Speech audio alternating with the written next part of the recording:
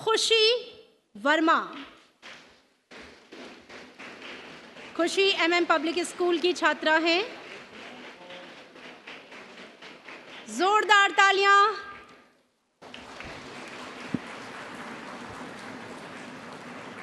सुप्रभात, मेरा नाम खुशी है। मैं एमएम पब्लिक स्कूल गुरुग्राम की कक्षा 12वीं की छात्रा हूँ। आज मैं आप सबके समक्ष अपने विचार प्रस्तुत करना चाहूँगी। भारत की एकता के शिल्पी और एक सच्चे धर्मनिरपेक्ष राष्ट्रवादी नेता, भारतीय इतिहास तथा संस्कृति में गहरी आस्था रखने वाले सरदार वल्लभ भाई पटेल का जन्म 31 अक्टूबर 1875 को गुजरात के खेड़ा जिले में हुआ था। उनके पिता का नाम छावीर भाई पटेल और माता का नाम लाडबा पटेल था। माता पिता की चौथी संतान वल्लभ भाई कुशाग्र बुद्धि थे। उनकी रुचि पढ़ाई में ही ज़्यादा रही तथा उनका विवाह भी 16 बरस की छोटी आयु में ही हो गया था। उनकी पत्नी का नाम झावेरबा था। लॉ करने के बाद वह वकालत करने लगे। उनके 2 बच्चे भी हुए जिनका नाम मईबेन और धाया भाई पटेल था।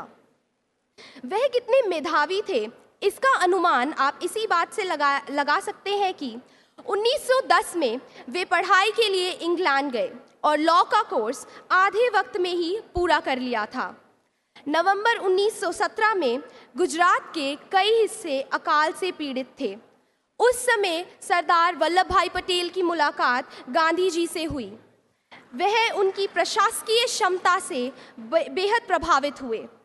इसके साथ सरदार वल्लभ भाई पटेल गुजरात कांग्रेस के पहले अध्यक्ष भी बने। कहा जाता है कि 1928 में बारडोली सत्याग्रह के वक्त वहां के किसानों ने उन्हें सरदार की उपाधि से सम्मानित किया। 1909 की बात है। पटेल जी की पत्नी गंभीर तौर पर बीमार थी। जनवरी 1909 को पटेल जी को एक स्वतंत्रता संग्राम सेनानी के केस की सुनवाई के लिए कोर्ट जाना था। वे वहां पहुंचे और जीर करने लगे। उसी दौरान एक कर्मचारी आया। उसने एक टेलीग्राम पत्र पटेल के हाथ में थमाया और उसमें लिखा था कि उनकी पत्नी का निधन हो गया है। पटेल ने उस पत्र को पढ़ा और संभाल कर अपनी जेब में रख लिया और जीर पूरी की। वह स्वतंत्रता सेनानी बरी हुआ। बाद में जज को इस बात का पता लगा और उन्होंने सरदार से पूछा कि आपने ऐसा क्यों किया। सरदार ने जवाब दिया कि यह तो मेरा फर्ज था, मैं अन्याय के पक्ष में कैसे खड़ा हो सकता हूँ। 4 जनवरी 1932 को सविनय अवज्ञा आंदोलन के दौरान महात्मा गांधी और कार्य समिति के अन्य सदस्यों के साथ गिरफ्तार सरदार ने 2 साल 3 महीने जेल में बिताए। 1947 में भारत को आज़ादी मिली, लेकिन बिखरे हुए देश में कोई 562 रियासतें थीं। इन सब को एकता के सूत्र में बांधने का कार्य बेसब्री से यहाँ उपस्थित सभी छात्र छात्राएं कर रहे थे। माननीय अध्यक्ष ओम बिरला जी,